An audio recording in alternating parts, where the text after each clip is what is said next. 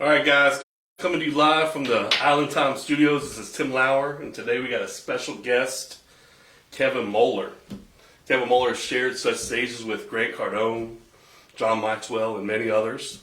And today we'll be discussing all things entrepreneurship, networking, community, and starting off 2023 strong. Welcome, Kevin. Awesome, Tim. Thanks so much. Glad to be here. Yeah, absolutely. Super excited.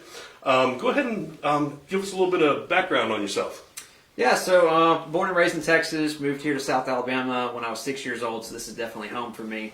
All my family, direct family is still around here. And, for some reason growing up, I decided I was going to be in the construction industry. I was one of those kids that if you asked at a young age, like what I was going to be when I grew up, like I knew. I had the answer, which is funny because it totally didn't end up that way. But I was convinced when I was a kid that I was going to become an architect and a home builder, and I was going to design unique homes and build those. And so I started working for a pretty well-known general contractor here in Baldwin County. Craig Sinclair is a third-generation home builder. Nice. Custom home builder. And started working nights, weekends, and summers for him at age 13.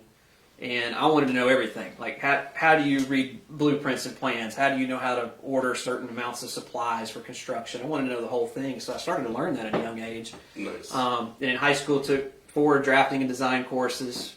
Ended up going to, that was in trade school. And then when I graduated high school, I went full-time in the construction crew, and then I went more than full-time hours at night getting my basics done for an architecture degree. So I did that for 2.5 years, 15 credit hours a semester. It was miserable. And long story short, it was just working construction during the daytime and then going to college at night. And it was a blessing because it was one of the most difficult times in my life where I desperately needed more income, but I didn't have time for another job. Gotcha. So I was really forced to become an entrepreneur. It put me in this situation that felt like a pressure cooker where like I needed the income, but no one would hire me because I didn't have the time. I was working construction and I was going to college. So weekends were my only time to study and catch up and make sure that I was going to graduate. Cool. So I started my first business and really failed, for many, many, many months.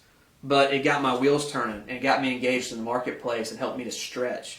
And that business ended up working. About 7 months later, I quit construction, went full-time, and never looked back. Built a portfolio of companies since then. I'm passionate about ministry and missions and kids with special needs and business, obviously, and living life to the fullest. That's awesome. That's awesome. What a great story, Kevin.